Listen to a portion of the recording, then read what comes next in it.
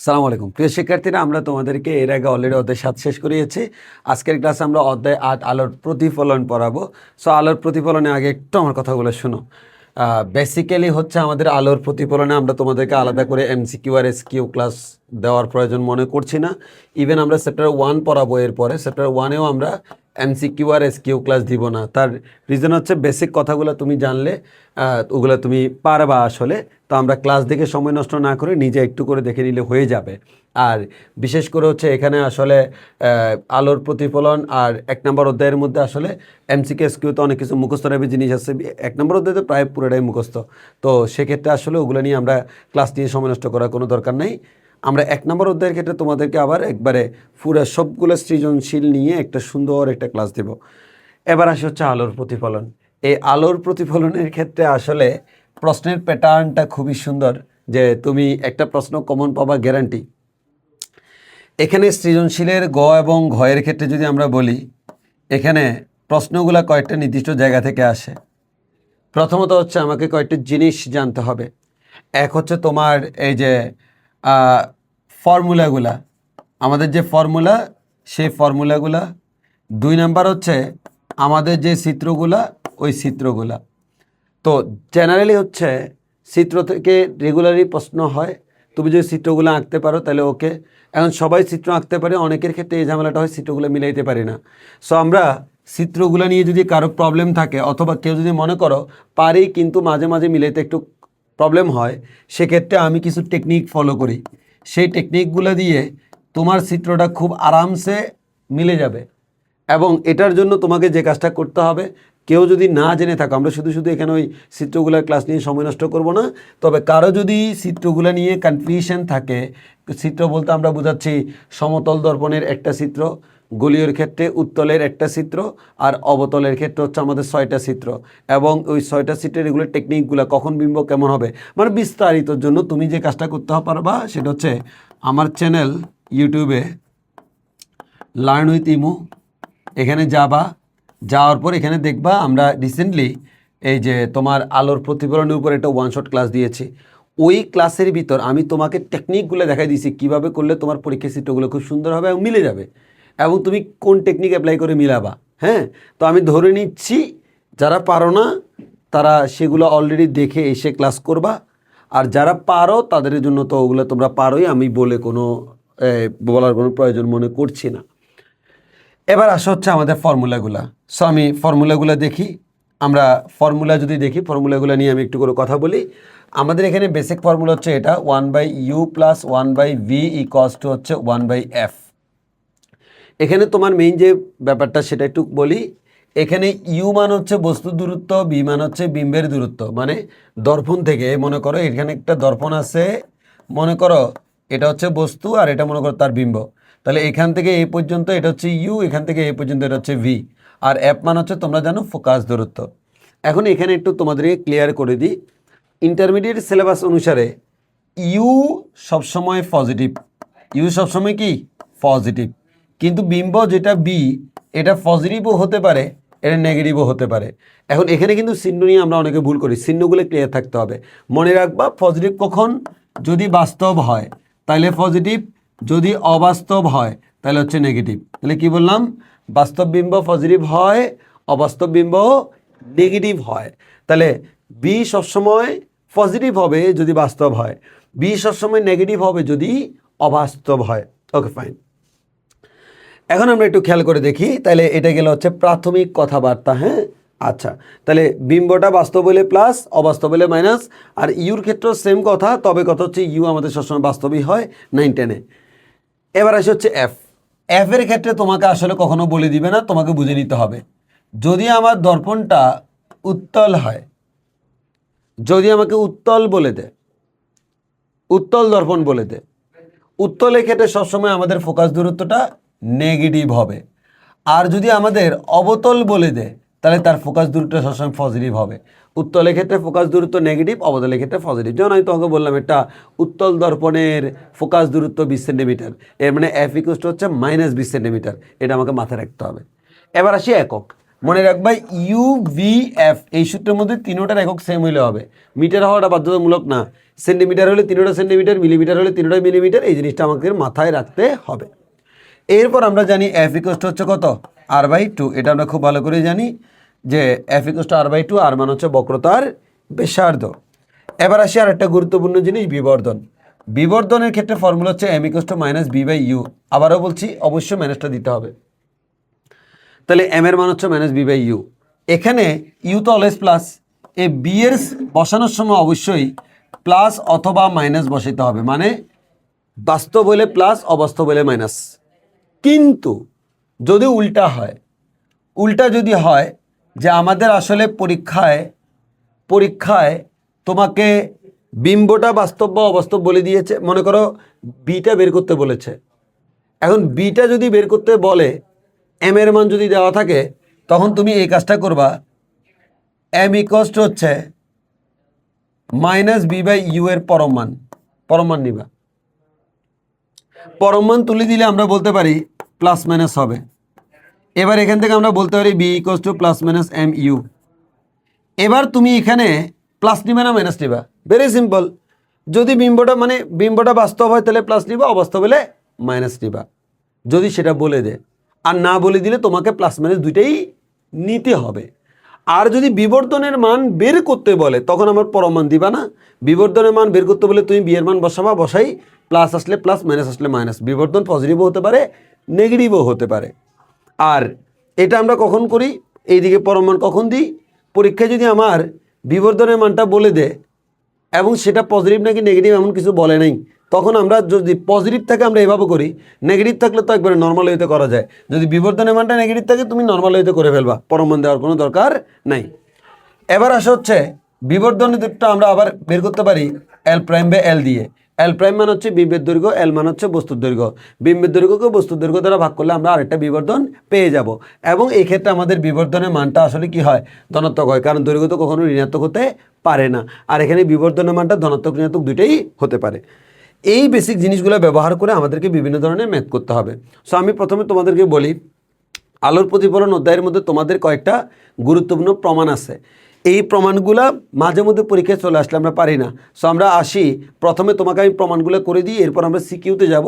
Secure ক্ষেত্রে আসলে কি বলবো, এখানে তুমি যদি চিত্রগুলো সবগুলো পারো, আর কয়েকটা প্রমাণ আমি করে দিব, এগুলো যদি পারো, আর এই ম্যাথের কনসেপ্টগুলো যদি জানো, তাহলে এখানে আসলে কঠিন কোনো কিছু নাই, সবই সহজ। তো সেক্ষেত্রে আসলে আমরা তোমাদের জন্য না পারতে দেখানোর জন্য কয়েকটা সৃজনশীল চুজ করেছি ক্যাডেট কলেজের। এর থেকে আসলে এখানে তো আনকমন আসে না, তো আমি কি করাবো আর। সো আমরা আসি, প্রথমে কিছু গুরুত্বপূর্ণ প্রমাণ করাই দিই। সো প্রথম প্রমাণটা দেখো, কোনো সমতল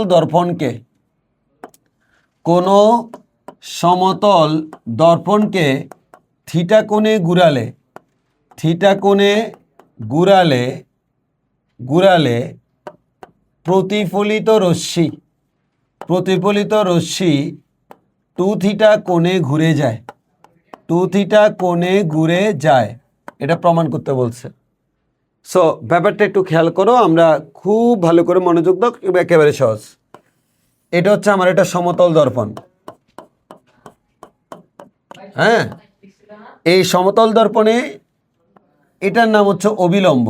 হ্যাঁ, এটার নাম অবিলম্ব। এদিক থেকে একটা আলো এখানে এসে পড়লো, আপতিত রশ্মি, এবং এই আলোটা এইদিকে চলে গেল, প্রতিফলিত রশ্মি। আপতিত রশ্মির যে কোণ আর প্রতিফলিত রশ্মির কোণ দুইটা তো সমান হবে, তোমরা খুব ভালো করে জানো।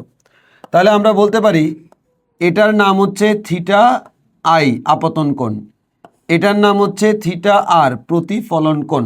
এটা আমরা বুঝছি, এটা সমতল দর্পণ, আলো এসে পড়লো, আলো চলে গেল, আর তোমরা জানো θi এবং θr কেমন, সমান। এবার আমাকে বলেছে এই দর্পণটাকে আমরা কি করেছি, দর্পণটাকে আমরা ঘুরিয়ে দিয়েছি। এখন দেখো, দর্পণটাকে আমি ঘুরিয়ে দিচ্ছি কত কোণে, θ কোণে। এটাই হচ্ছে আমার বর্তমান, দর্পণটা এভাবে ছিল তো এভাবে করে দিছি, দর্পণটাকে আমরা একটু করে ঘুরিয়ে দিছি। এখন প্রশ্ন হচ্ছে, ভাই কত কোণে ঘুরাইছি? আমি দর্পণকে যে কোণে ঘুরাইছি সেই কোণটা হচ্ছে θ। এখন আমরা দেখি বর্তমানে ঘটনা কি ঘটতেছে। যদি আমাদের এটা দর্পণ হয়, যদি আমাদের দর্পণটা এতটুকু ঘুরে যায়, তাহলে আলো তো আগেরটাই আছে, এই দেখো আলোটা এখানে এসে পড়ে।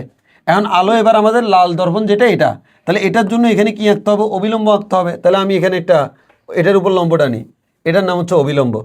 তাহলে এটাই হচ্ছে আমাদের অবিলম্ব লালটার জন্য। তাহলে এবার তোমরা একটু খেয়াল করে দেখো তো, এই কোণটা যদি থিটা হয়, মানে দর্পণটাকে আমি থিটা কোণে ঘুরাইলাম, তাহলে অবিলম্ব তো এখান থেকে থিটা কোণে ঘুরে যাবে, এর মানে এটার নামও থিটা। এটা আমরা আশা করি বুঝতে পারছি। এটা যদি থিটা হয়, অবিলম্ব থিটা কোণে ঘুরে যাবে। এখন আমরা এবার খুবই গুরুত্বপূর্ণ একটা ব্যাপার দেখব, আপতিত আর প্রতিফলিত রশ্মি। এখন এবার একটু খেয়াল করো, এবার বলো, তাহলে বর্তমানে লাল যেটা আছে, লালের উপর আপতিত হবে। আপতিত আগে যে সেই হচ্ছে, এর মানে এটাই হচ্ছে আপতিত রশ্মি। তাহলে আপতিত রশ্মি যদি এটা হয়, তাহলে আমি নিশ্চয়ই বলতে পারি এটা হচ্ছে আমার আপতন কোণ, তাই না? বলো তো আপতন কোণ কত? এটা প্লাস এটা, এর মানে থিটা প্লাস থিটা আই, এটা হচ্ছে আপতন কোণ। তাহলে আপতন কোণ যে সাইজের, ঠিক সেম সাইজের প্রতিফলন কোণ হবে না? অবশ্যই হবে। তাহলে আমরা এখানে বলতে পারি এই রশ্মিটা যদি লালটার মধ্যে পড়ে, সেটা এই দিকে চলে যাবে মনে করো। তাহলে এটা হচ্ছে তার নতুন প্রতিফলিত রশ্মি। তাহলে এটা যদি নতুন প্রতিফলিত রশ্মি হয়, তাহলে এটা যদি আপতন কোণ হয়, তাহলে এটার নাম কি বলতো? প্রতিফলন কোণ। তাহলে আপতন কোণের মান যা, প্রতিফলন কোণের মানও তা। তাহলে আমরা এটাকে বলতে পারি থিটা প্লাস থিটা আই, আপতন কোণ যা, প্রতিফলন কোণের মানও তা। এখন আমার প্রশ্ন হচ্ছে, ভাইয়া আমার প্রতিফলিত রশ্মি কোনটা? দেখো প্রথমে আলো এদিকে এসে এদিকে গেছিল, এটা হচ্ছে প্রথম প্রতিফলিত রশ্মি, আর এটা হচ্ছে দ্বিতীয় প্রতিফলিত রশ্মি। এই প্রতিফলিত রশ্মি দুইটার মধ্যবর্তী যে কোণ, এই কোণটা হচ্ছে এই কোণটা 2 থিটা প্রমাণ করতে হবে। এটাকে আমি নাম দিলাম হচ্ছে এক্স। এই এক্সের মানটা আমি বের করতে চাচ্ছি। তো আমাকে প্রমাণ করতে বলেছে দর্পণকে যদি আমি থিটা কোণে ঘুরাই, তাহলে এই প্রতিফলিত রশ্মিটা 2 থিটা কোণে ঘুরে যাবে। মানে এটা এই কোণটা 2 থিটা হবে, সেটা প্রমাণ করতে হবে। এর মানে প্রমাণ করতে হবে যে এক্স ইকুয়ালস টু 2 থিটা। তাহলে কেমনে প্রমাণ করব? খুবই সিম্পল, তুমি একটু খেয়াল করো তো ভাইয়া। আচ্ছা বলো, এদিক থেকে দেখে দেখে বলো। আচ্ছা, এই পুরোটা হচ্ছে থিটা আর, তাই না? আর এটা হচ্ছে থিটা। তাহলে বলো তো এখান থেকে এই পর্যন্ত এটার নাম কি? এটার নাম হচ্ছে থিটা আর মাইনাস থিটা। এটার নাম হচ্ছে থিটা আর মাইনাস থিটা, তাই না? আচ্ছা, তাহলে এখন ভাইয়াকে একটা প্রশ্নের আনসার দাও তো। তাহলে এই থিটা আর মাইনাস থিটা হচ্ছে এতটুকু, এটা হচ্ছে এক্স, এটা এবং এটা এই দুইটাকে যোগ করলে এটা হবে কিনা? অবশ্যই হবে। তাহলে কাকে কাকে যোগ করলে?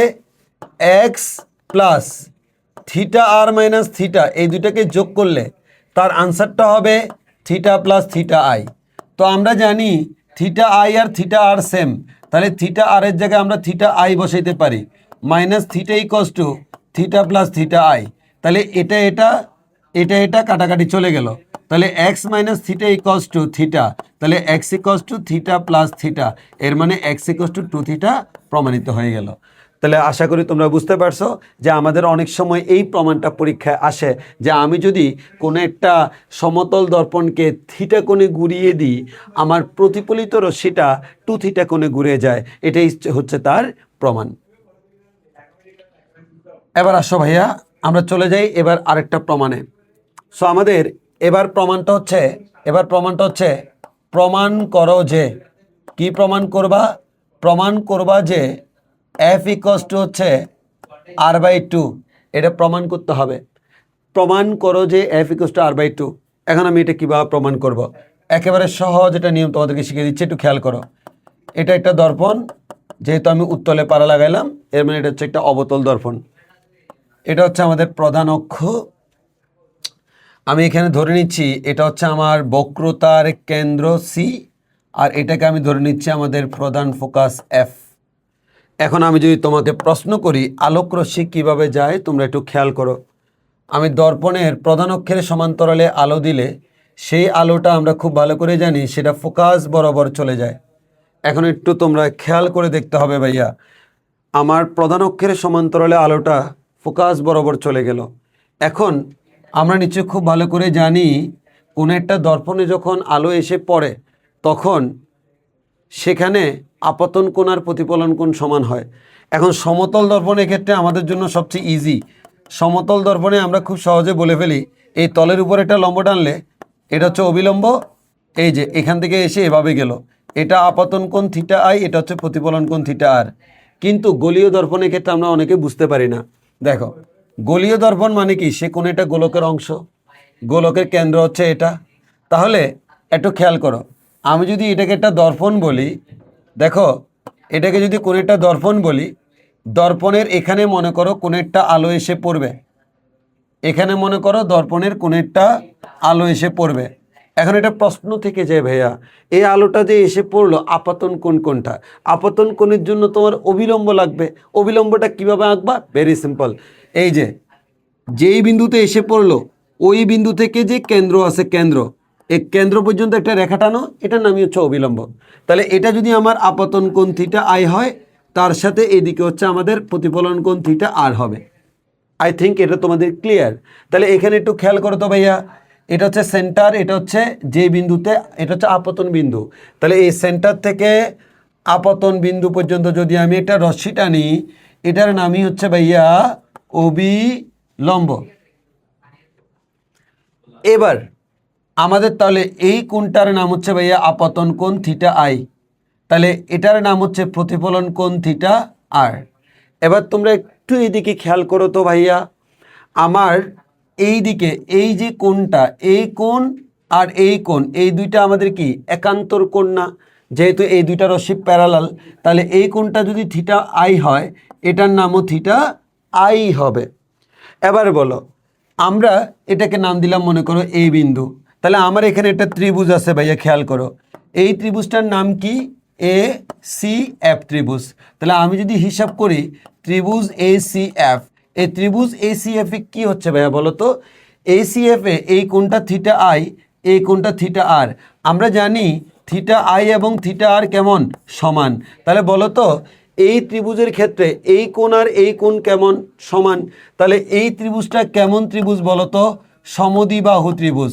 তাহলে আমরা জানি সমদ্বিবাহু ত্রিভুজের দুইটা কোণও সমান, দুইটা বাহুও সমান। কোন দুইটা বাহু সমান? কোণ সংলগ্ন দুইটা বাহু।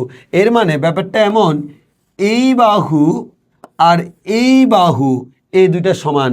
তাহলে আমি বলতে পারি সমদ্বিবাহু ত্রিভুজ হওয়ার কারণে এখানে সি এফ এবং এ এফ এই দুইটা সমান। এবার একটু খেয়াল করো, এই জায়গার বিন্দুটাকে আমি নাম দিলাম হচ্ছে বি বিন্দু। এখন তুমি নর্মালি একটু চিন্তা করো, এই যে এফ থেকে এ পর্যন্ত এই দূরত্ব আর এফ থেকে বি পর্যন্ত এই দূরত্ব, এই দুটো কি সমান? জীবনেও না। আমার এটা আর এটা সমান হবে না, কারণ এটা কেন্দ্র না, কেন্দ্র হলে সমান হইতো, তাহলে এটা সমান হবে না। কিন্তু একটা ব্যাপারে একটু খেয়াল করো, যদি আমার এই ডিস্টেন্সটা মানে এই মেরু থেকে যে লাইনটা এদিকে আসতেছে এটার দূরত্ব যদি অনেক কম হয়, মানে একেবারে কম, আমরা অনেক বড় করে আঁকছি, কিন্তু আমি যদি অনেক ছোট করে আঁকতাম, লাইক এরকম এরকম যদি আমি আঁকতাম, তাহলে তুমি ইজিলি বলতে পারতা এটা আর এটা কি সমান। তো আমরা ধরে নিচ্ছি এ বি অতীব ক্ষুদ্র বা অত্যন্ত ক্ষুদ্র। তাহলে এ বি যদি অত্যন্ত ক্ষুদ্র হয়, তাহলে আমরা বলতে পারবো এই যে এফ এ যে কথা, এফ বি সেম কথা। তাহলে আমরা বলতে পারি এ এফ সেম যে কথা, বি এফও সেম কথা। তাহলে তোমরা ভাইয়াকে এখান থেকে বলো তো, তাহলে এ এফ এর জায়গায় যদি আমি বি এফ বসাই, তাহলে আমি কি বলতে পারি সি এফ সমান হচ্ছে ভি এফ। এর মানে এটা সি এফ আর এটা হচ্ছে ভি এফ। তাহলে আমি প্রমাণ করলাম যে এটা আর এটা কেমন? সমান। এবার তোমরা বলো এখান থেকে এই পর্যন্ত এটার নাম কি? আর, আর এখান থেকে এই পর্যন্ত এটার নাম কি? এফ। এবার তোমরা নিজেরাই খেয়াল করো, এফ যেহেতু মধ্যবিন্দু, তাহলে আমরা বলতে পারি এই আরটা হচ্ছে এফ এর ডাবল। এর মানে আর ইকোয়াস টু হচ্ছে 2f। তাহলে এফ ইকোয়াস টু কত? r/2। এটা হচ্ছে আমাদের একটা প্রমাণ। সো এই প্রমাণটা আমাদের পরীক্ষায় আসতে পারে।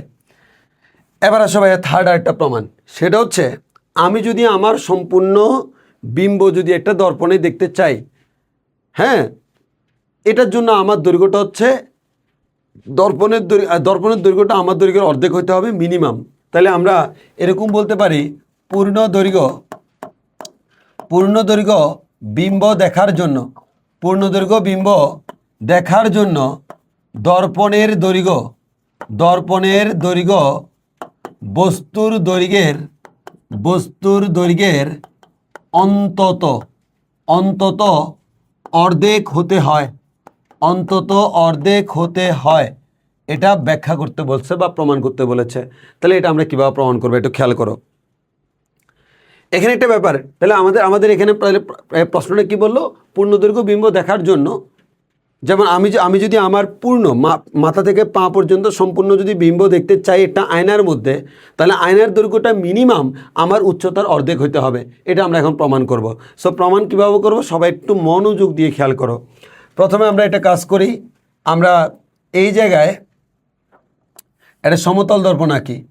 আমি একটা সমতল দর্পণ আঁকলাম। এই সমতল দর্পণের এক পাশে আমি দাঁড়াবো। সো আমি সমতল দর্পণের এক পাশে আমি দাঁড়াইলাম, এটা হচ্ছে আমি সমতল দর্পণের এক পাশে দাঁড়ালাম। তাহলে এটা যদি আমি হই, আমার বিম্বটা সমান দূরত্বে আমার বিম্ব গঠিত হবে। তাহলে সমান দূরত্বে এটাই হচ্ছে আমাদের বিম্ব, সমান দৈর্ঘ্যের এটা হচ্ছে আমার বিম্ব। এখন তুমি খেয়াল করো, আমি লোকটা কেমন দেখো, আমার চোখ হচ্ছে এখানে, আমার পা হচ্ছে এখানে। তাহলে একটু খেয়াল করে দেখো ভাইয়া, এটা হচ্ছে আমার মাথা, এখানে হচ্ছে আমার চোখ। তাহলে এটা হচ্ছে সেই আমাকে আমি এখানে দেখতে পাচ্ছি, ঠিক উল্টা দিকে আমাকে দেখতে পাচ্ছি। তাহলে এবার একটু মনোযোগ দিয়ে খেয়াল করো, আমি আমাকে কি দিয়ে দেখি ভাইয়া, আমি আমাকে আয়নায় দেখবো, অবশ্যই আমি মাথা দিয়ে দেখি না, চোখ দিয়ে দেখি। আর চোখ দিয়ে কী দেখতে হবে, এই আমার যে চোখ, তাহলে এটাকে আমি দিচ্ছি আমার হেড বা মাথা, এই বিন্দুটাকে আমি নাম দিচ্ছি, আমার সুবিধার জন্য একটু নিচে আঁকলাম, এটাকে নাম দিচ্ছি আমার আই বা চোখ, আর এটাকে আমি নাম দিচ্ছি আমাদের ফুট বা পায়ের পাতা। এখন আমি আমাকে দেখবো কেমনে, দেখো তাহলে বলো কি দিয়ে দেখবো, চোখ দিয়ে কাকে দেখবো, আমি আমাকে দেখবো। সাহস, আমি আমার চোখ দিয়ে, এই যে আমি দাঁড়ায় আছি, এটা আমার আয়না, আমি চোখ দিয়ে আয়নায় আমি আমার পাটা দেখতে চাই। তাহলে আমি যদি আমার পাটা আয়নায় দেখতে চাই, বাচ্চারা একটু খেয়াল করো, তাহলে আমার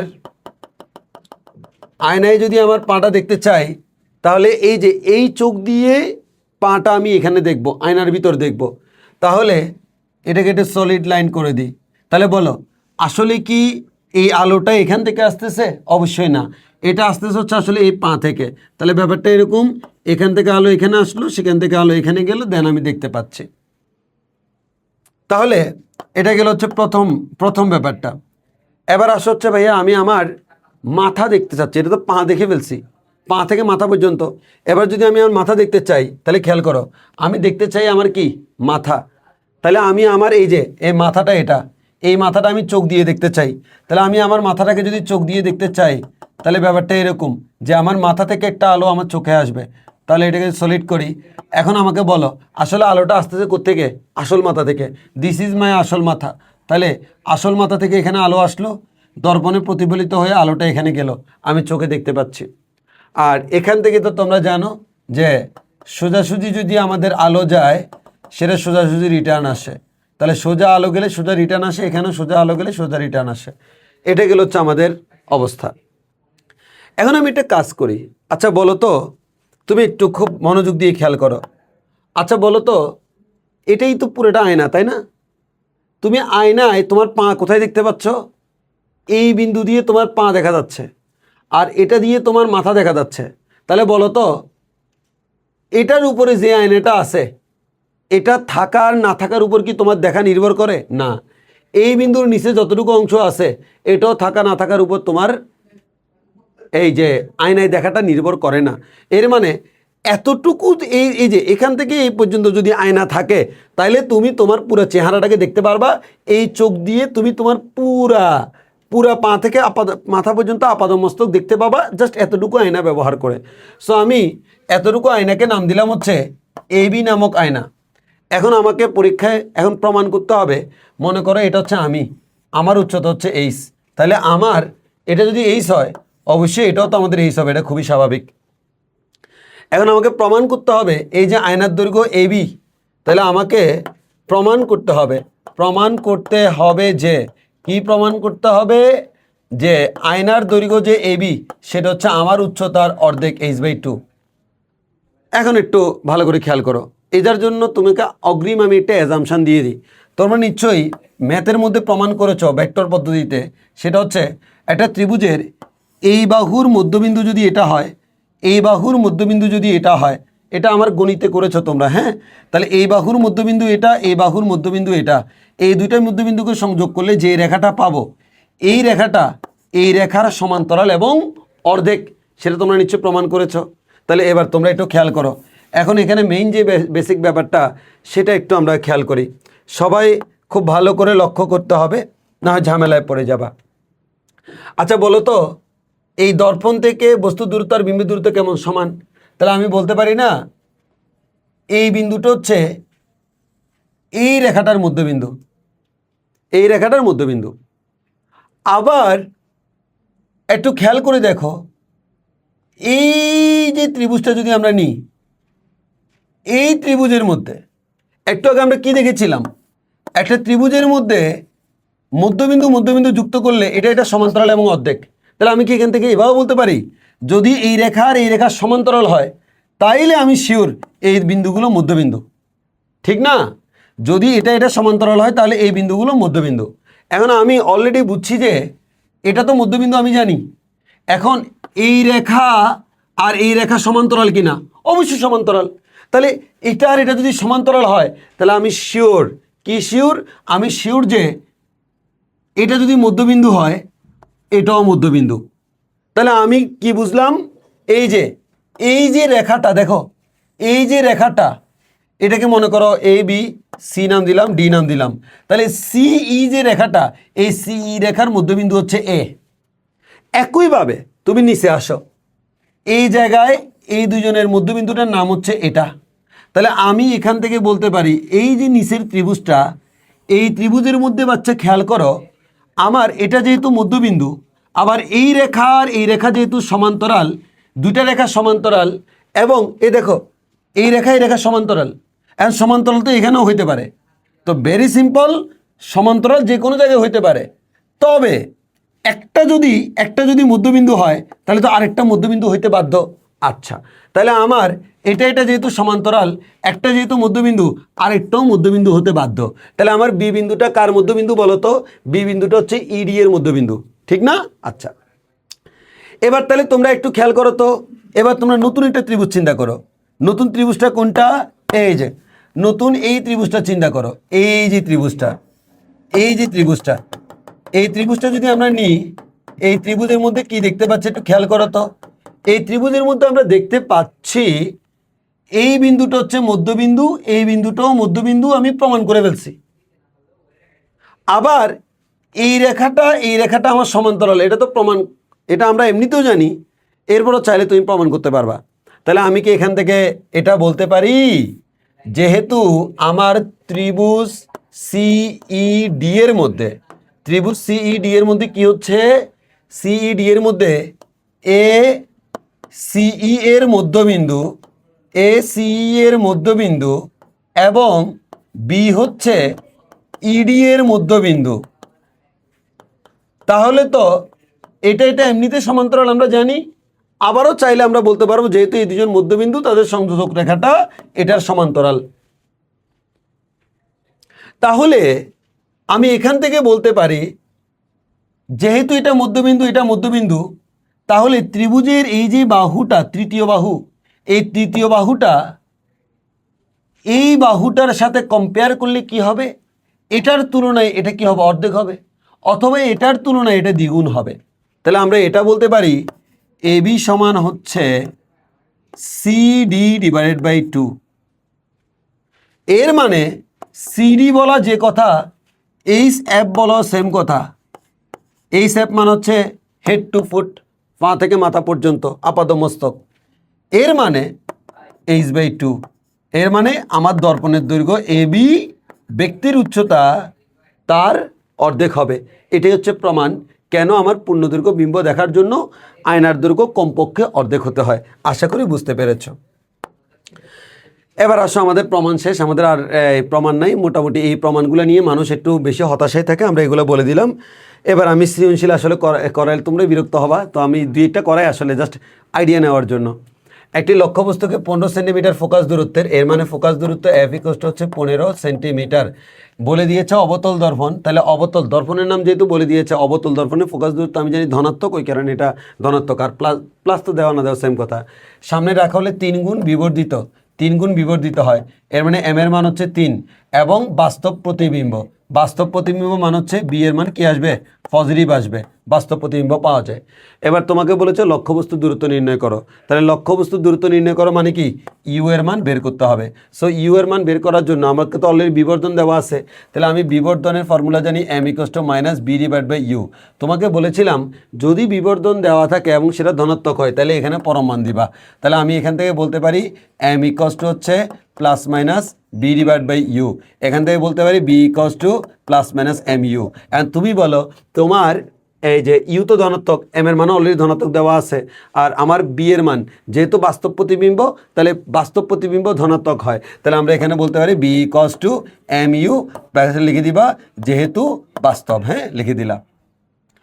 এবার তুমি একটু খেয়াল করো, আমার তো আসলে বি দরকার নাই, আমার কি দরকার ভাইয়া, আমার ইউ দরকার। তাহলে আমরা জানি 1/U + 1/V = 1/F।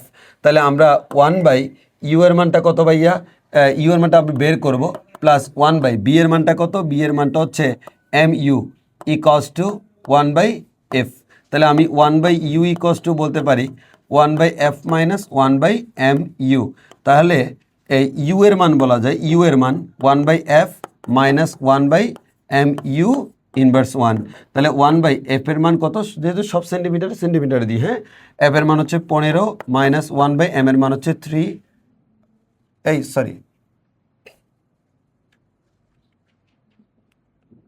সরি একটু ভুল হয়ে গেল, তো আমার তো ইউ লাগবে, তো একটু ক্যালকুলেশন ভুল হলো না আমাদের এখানে। তাহলে 1/U + 1/MU = 1/F।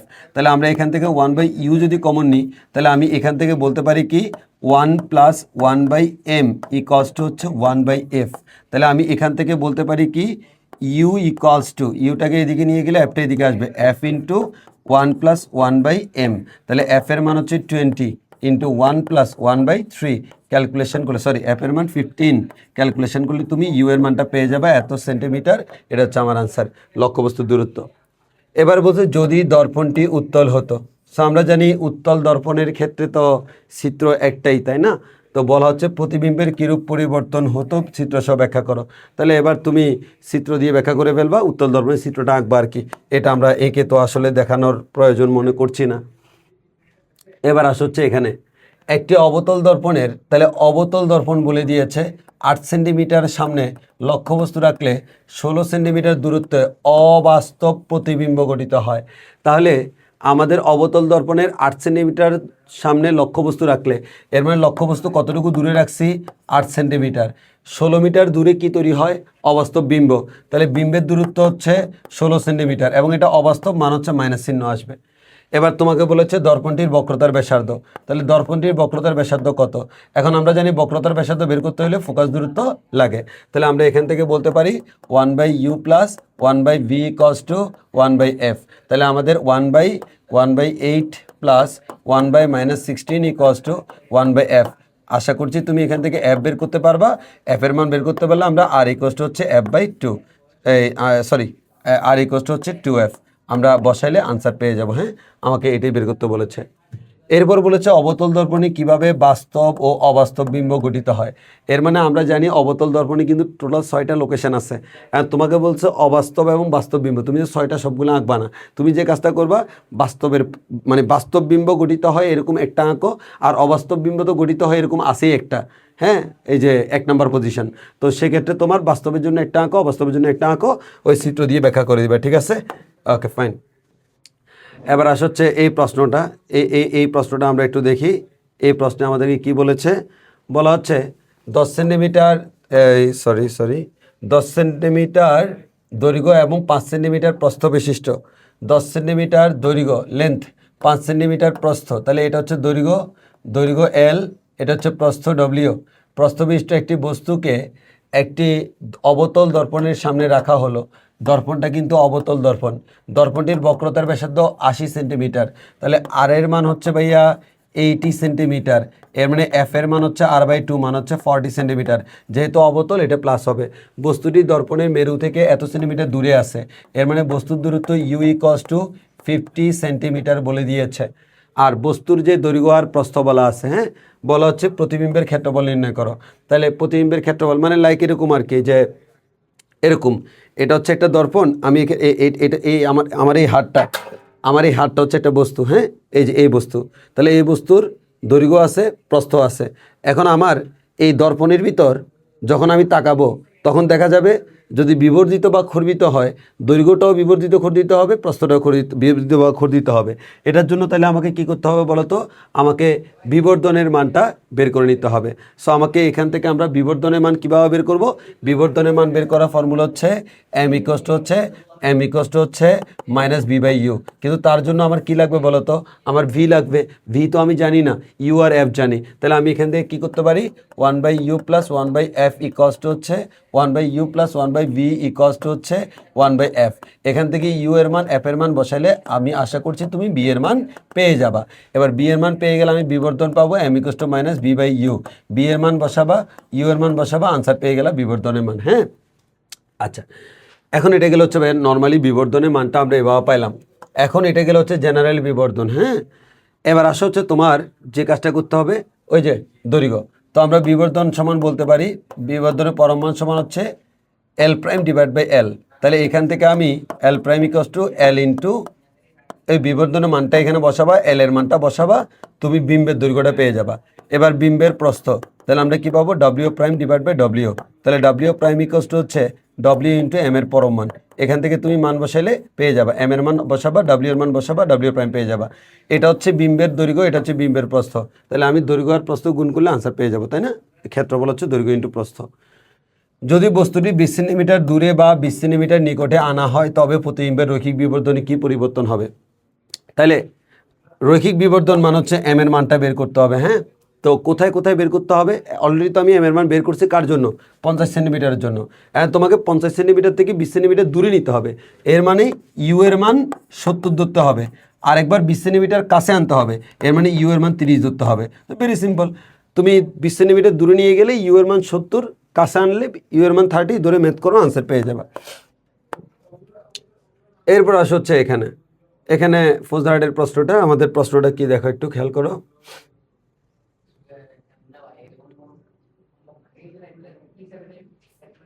আমাদের এই জায়গায় দেখো, এটা হচ্ছে প্রতিবিম্বের দৈর্ঘ্য, এটা হচ্ছে আমাদের লক্ষ্যবস্তুর দৈর্ঘ্য। তাহলে প্রতিবিম্বের দৈর্ঘ্যটাকে আমি নাম দিচ্ছি এল প্রাইম, লক্ষ্যবস্তুর দৈর্ঘ্যটাকে আমি নাম দিচ্ছি এল। তো আমাকে 3 নম্বর প্রশ্ন করেছে বিবর্ধন নির্ণয় করো। তাহলে বিবর্ধন এম ইকুয়ালস টু হচ্ছে কত? এল প্রাইম ডিভাইড বাই এল, মান বসে আনসার শেষ। এবার বলছে লক্ষ্যবস্তুকে এখানে স্থাপন করলে আমাদের চিত্র আঁকতে বলেছে। এখানে আর কি বলবো, স্কুলের এই প্রশ্নটার মধ্যে আমাদের এখানে কি বলা আছে দেখো। আমাদের এখানে এই যে একটা চিত্র আঁকা আছে, আমরা এটা যদি একটু করে দেখি। আমাদের এখানে এটা একটা দর্পণ আছে স্যার, এদিকে একটা দর্পণ আছে, দুজনের মধ্যবর্তী কোণ 90 ডিগ্রি। এবার আমাদের এখান থেকে এটা একটা বিন্দু, এই বিন্দুতে একটা আলো এসে পড়লো। হ্যাঁ, এই আলোটা 40 ডিগ্রি কোণে এসে পড়লো। আমাকে 3 নম্বরে বললো এ ও আলোকরশ্মি দুইবার প্রতিফলনের উপর কত কোণে ফিরে যাবে। মানে এই আলোটা এইদিকে আসবে, তো এখান থেকে এখানে যাবে, এখান থেকে এখানে যাবে। তাহলে এই একবার প্রতিফলন হলো, আরেকবার প্রতিফলন হলো, দুইবার প্রতিফলনের পর কত ডিগ্রি কোণে, কত কোণে ফিরে যাবে সেটা জিজ্ঞেস করেছে। সো আমরা আসো এটা একটু ক্যালকুলেশন করে ট্রাই করি। তাহলে তোমরা বলো, আমরা এখানে যেটা অবিলম্ব টানি, এটা 40 হলে এটা হচ্ছে আমাদের 50, তাই না? ওকে, এবার আসো, এটা যদি আমাদের 50 হয়, এটা যদি 50 হয় আপতন কোণ, তাহলে এখানে প্রতিফলন কোণ কত হবে? 50 হবে। আমরা জানি আপতন কোণ এবং প্রতিফলন কোণ কেমন? সমান 50। তাহলে এবার এটা যদি 50 হয়, এই কোণের মানও 50, একান্তর কোণ। এখানে যদি আমরা একটা অবিলম্ব টানি, তাহলে আমরা এখান থেকে বলতে পারি এইদিকে যদি আলোটা চলে যায়, তাহলে এই কোণটা 50 হলে এই কোণটা হচ্ছে আমাদের, এই কোণটা যদি আমাদের 50 হয় তাহলে এটা হবে আমাদের 40, তাই না? তাহলে আমাদের এই যে এটা 50 হলে এটা হবে 40, 50 40 90। তাহলে এটা যদি আমাদের 40 হয়, এই কোণটার মানও কত? 40। ওকে ফাইন, সে এইদিকে রিটার্ন করলো। এখন আমার যে জিনিসটা বলা হচ্ছে সেটা হচ্ছে এই আলোটা আসার পর কত ডিগ্রি কোণে ঘুরে গেছে। তাহলে মেন ব্যাপারটা একটু খেয়াল করো, আমরা একটু বোঝার ট্রাই করি। দেখো, এখান থেকে আমি যদি এই লাইনটাকে বর্ধিত করি, মানে সে প্রথমে এভাবে ছিল, এই যে এভাবে, এরপর এদিকে চলে গেছে। তাহলে আমি যদি একটু হিসাব করি, এই কোণটা 40 হলে এই কোণটাও 40, আবার এটা 50 হলে এটা 40। তাহলে আমি যদি তোমাকে প্রশ্ন করি সে এদিকে ছিল কিন্তু এইদিকে চলে গেছে, তাহলে বলো তো কত ডিগ্রি কোণে ঘুরছে? 40 + 40 মানে হচ্ছে 80। আচ্ছা, এবার আসো এখানে, এখানে সে এইদিকে যাচ্ছিল কিন্তু সে ঘুরে গেছে, তাহলে এটা হচ্ছে আমাদের 50 আর এটা হচ্ছে আমাদের 50। তাহলে বলো তো এই যে আমাদের এই দিক থেকে সে 50 + 50 মানে কি 100 ডিগ্রি কোণে ঘুরে গেল, এদিক থেকে 100 কোণে ঘুরে গেল। তাহলে বলো তো সে প্রথমে ঘুরছে 80, এরপর ঘুরছে 100, এর মানে কত ডিগ্রি কোণে ঘুরছে? 180। তাহলে এর মানে যখন আপতিত হয়েছে আর যখন প্রতিফলিত হয়েছে টোটাল 180 ডিগ্রি কোণে ঘুরে গেছে। আর আমরা জানি 180 ডিগ্রি কোণে ঘুরলে যেভাবে আপতিত হয় সেভাবে আপতিত হয়। আমরা চিত্রটা পুরোপুরি যে আমরা অ্যাকুরেটলি আঁকি নেই, যদি অ্যাকুরেটলি আঁকতাম তাহলে এরকম হইতো, এই আপতিত যেভাবে হচ্ছে এক্স্যাক্টলি সেমভাবে প্রতিফলিত হবে। হ্যাঁ, এবার 4 নাম্বারটা তো আমাদের সিটের কনসেপ্ট, এটা নিয়ে আমরা কথা বলার দরকার নেই। আর এই অধ্যায়ের যে এমসিকিউ এসকিউগুলো তোমরা সেগুলো ভালো করে দেখে নিও। সো আজকের ক্লাস এখানেই শেষ। ধন্যবাদ সবাইকে, আল্লাহ হাফেজ, আসসালামু আলাইকুম।